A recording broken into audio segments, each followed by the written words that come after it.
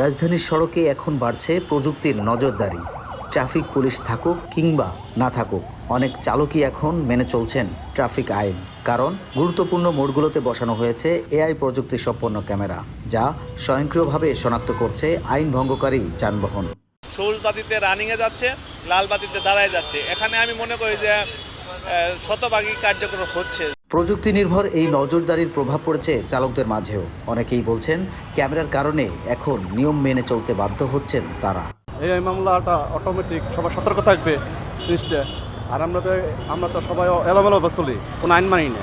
আইনটা হলে ভালো, সবার জন্য ভালোই, সতর্কভাবে থাকবে আর কি। এটা আমি মনে করি ভালোই হবে, মামলাটা এভাবে হলে সবাই নিয়ন্ত্রণে থাকবে। এটা তারা ইচ্ছা করে ভুল করতেছে, তারা মামলা খাইতেছে।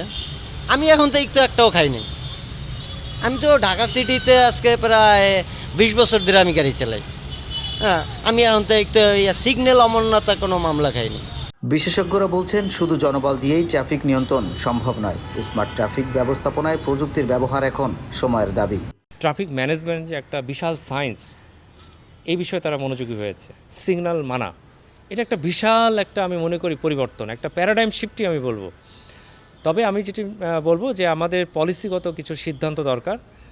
অবৈধ আনরেজিস্টার্ড যে পঙ্গপালের মতন যে যানবাহনগুলো সড়কে নেমে গেছে, 3 হুইলার, অটোরিকশা, এদের একটা নিয়ন্ত্রণ লাগবে। ডিএমপি ট্রাফিক বিভাগ বলছে যে আমরা সবাইকে বিনীতভাবে একটা অনুরোধ করি যে সড়কের নিয়মটা মানেন। এতটুকু জানলে আপনাদের জন্য যথেষ্ট।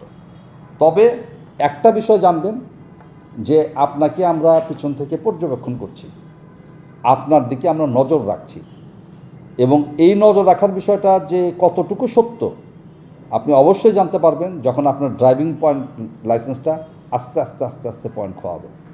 তখন ঠিক যখন এটাকে ক্যান্সেল হয়ে যাবে, যেটা আপনি যখন আর গাড়ি চালাতে পারবেন না, তখন অবশ্যই আমাদের কথা বিশ্বাস করবেন।